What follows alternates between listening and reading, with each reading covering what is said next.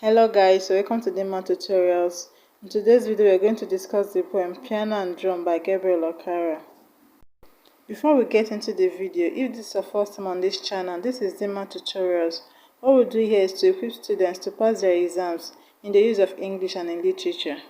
So if you have not subscribed to the channel, you should start by clicking on the subscribe button and on the notification bell so I can get instantly notified whenever we upload a new video. Clicking on the subscribe button is totally free. It does not cost anything. It will help you not to miss any of our uploads. And please don't forget to share the video to your friends so that we can help as many people as possible in preparing for the exams. Now let's get started. When at break of day at a riverside, I hear the jungle drum telegraphing, the mystic rhythm, urgent, raw like bleeding flesh. Speaking of primal youth, in the beginning I see the panther ready to pounce, the leopard snarling, about to leap, and the hunters crouched with spears poised. And my blood ripples, turns torrent, topples the years, and at once I'm in my mother's laps are suckling. At once I'm walking simple path with no innovations, rugged, fashioned with the naked warmth of hurrying feet, and the groping hearts in green leaves and wild flowers pulsing. Then I hear a whirling piano, solo speaking of complex ways, interfurrowed concerto, of faraway lands and new horizons, with quasi demure in the counterpoint crescendo. But lost in the labyrinth of its complexities, it ends in the middle of a phrase, at a dagger point. And I lost in the morning mist of an age at a riverside, keep wandering in the mystic rhythm of jungle drums and the concerto. Now let's look at the analysis of the poem, Piano and Drum by Gabriel Okara. The poet depicts and contrasts two different cultures through symbolism of piano and drum. It is a poem that correctly explores the conflict of merging a traditional culture with a modern civilization. The poetic persona, who also doubles as the poet, sees the drum as his tribal heritage and the simplicity of youth, while he sees the complex piano as foreign culture irrelevant to the blacks. Now let's analyze the poem stanza by stanza. The first stanza. When at break of day at riverside, I hear the jungle drum telegraphing the mystic rhythm, urgent, raw, like bleeding flesh, and the beginning I see the panther ready to pounce, and the hunters crouched with spears poised. In the first line of this stanza, when at break of day at riverside, the persona is able to communicate to the readers that there is a sense of beginning of natural life. It also shows that the speaker is trying to convey that there is new civilization. Because in the past, the colonial masters usually traveled through water to find new areas of colonization.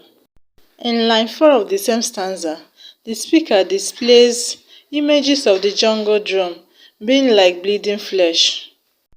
By employing such ancient picture, the poet is helping the readers to understand the drum and the simplicity of the instrument. In the same stanza, there is a reference to animals like panther that is ready to pounce, leopard that is snarling, and crouched hunters with poised spears. The use of these images is to show the natural and survival lifestyle of the African culture. Let's move over to the second stanza. And my blood ripples, turn torrent, topples the years, and at once I'm in my mother's laps are suckling. At once I'm walking simple path, with no innovations, rugged, fashioned with the naked warmth of hurrying feet and groping hearts, in green leaves and white flowers pulsing. In this stanza, that is line 9 of the poem, the poet makes use of more imageries like blood rippling, turning torrent, to create a mental picture of blood flowing and turning into streams, which infers the hunting and surviving lifestyle of the African culture. Still on the second stanza, in line 11 of the poem, in my mother's laps are suckling. Here the poet includes an imagery of a mother feeding her young to show the simplicity and the ingenuity of the African culture. However, the readers are able to understand that the only place where the speaker can find comfort is in his mother's laps, that is, his motherland. In line 12 and 13, at once and walking simple path with no innovations, the poet buttresses his preference to his motherland by choosing the word simple to describe the ease he feels in his homeland where there are no complexities. In line 14 and 15, fashioned with naked warmth of hurrying feet and groping hearts, the poet shows the unsophisticated and primordial, that is, ancient style of African culture. Though the Africans at that time barely wore clothes, they still lived a very healthy life. Now let's move over to the third stanza.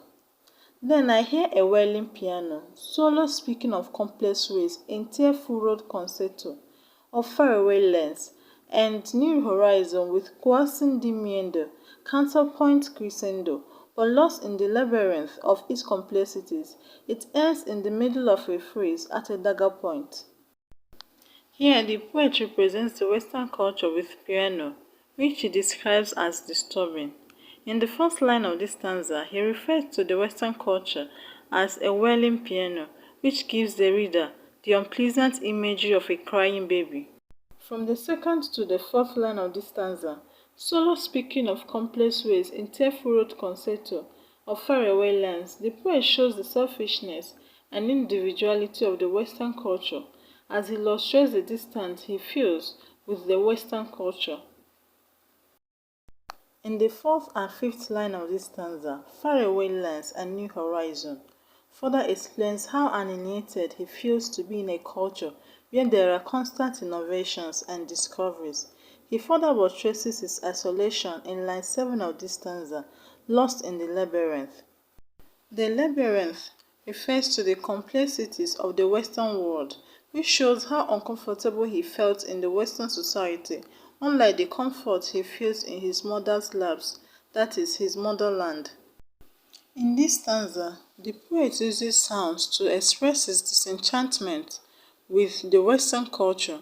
For instance, he interprets the sound of the piano as swelling, which gives the reader an unpleasant image of sound. He further elaborates the sound of the piano in lines 6 and 7 as coaxing diminuendo, counterpoint crescendo, which is harsh to the ears of the listener, thereby making the speaker even feel more lost. The speaker uses the coaxing diminuendo, counterpoint crescendo of the piano to illustrate how complicated and confusing the Western culture was, with so many things happening at the same time. Now let's look at the last stanza, that is stanza 4. And I lost in the morning mist of an age at a riverside, keep wandering in the mystic rhythm of jungle drums and the concerto. In this stanza, in line 3, the poet expresses his love for the African culture by describing the sound of the drum as mystic. He extensively expresses his feeling and attitude towards the two different cultures. He views the African culture as content, united, and simple, as against the Western culture, which the poet views as complicated, selfish, and confusing. I hope you were able to understand the analysis of the poem. If you have any question, please let me know at the comment section. The next topic we are going to look at in this poem is poetic devices, or the figures of speech that you can find in this poem. There are so many poetic devices or figures of speech that you can find in this poem. Here you can find poetic devices like symbolism, imagery, personification, alliteration, synecdoche, simile, etc. The first figure of speech we are going to consider is symbolism as found in the poem. Symbolism is a figure of speech where something is used to represent another thing or an idea. In this poem, piano is used to represent the Western culture and drum is used to represent the African culture. The next figure of speech we are going to consider is personification. Personification is a figure of speech or poetic device where inanimate thing is given the qualities of animate. In lines 2 and 3 of stanza 1, the poet shows the drum as telegraphing and speaking of primal youth. Here, the drum, which is an inanimate object, is being given the quality of telegraphing and speaking. In stanza 3, The piano is shown to be speaking of complex ways. In the same way, piano, which is an inanimate thing, is being given the quality of an animate, which is to speak. Another figure of speech I will consider is alliteration. Alliteration means placing similar consonant sound close to each other in the line of a poem. There is an example of alliteration in line 6, panther ready to pounce. There is an alliteration of P sound in panther and pounce. And in line 7, 10 torrent, alliteration of T, the T sound in turn and torrent. That will be the last figure of speech that we'll consider in the poem. Please fish out the rest. Like I said earlier, there are still more figures of speech in the poem. You can find synecdoche, you can find simile, you can find so many other figures of speech. So let me leave you to do that by yourself. The next thing we are going to consider is the theme. The themes in the poem Piano and Drum. The first thing we are going to look at is culture conflict. Culture conflict. Piano and drum is all about the African culture versus the Western culture, and the confusion the Western culture brings to the simple minds of the Africans. Another thing that can be found in the poem is complexity of the Western culture. The poet describes the Western culture as complex, unstable, and confusing, which interprets with the piano by describing the piano as coercing diminuendo, counterpoint, and crescendo. He is simply saying that the Western culture is harsh and at the same time mad, having different opposing sounds, and at the same time tough. All these sounds coming together at once bring confusion to the mind of the poet. The last thing we are going to consider is simplicity of the African culture. Simplicity of the African culture. The poet describes the African culture as being simple and unsophisticated, which he demonstrates with the use of drum that is easy to learn and could easily be understood, as he telegraphs the mystic rhythm in line 2 and 3 of stanza 1. He further demonstrates the simplicity of the African culture with the imagery of a suckling baby in his mother's laps in line 11 of the poem. That brings us to the end of the lesson. I hope you now understand the poem Piano and Drum by Gabriel Okara. If so, please let me know at the comment section. And if not, let me also know at the comment section. And if you haven't subscribed yet, please do so now, and don't forget to share to your friends, so you can get as many people as possible to watch this video and prepare for their exams.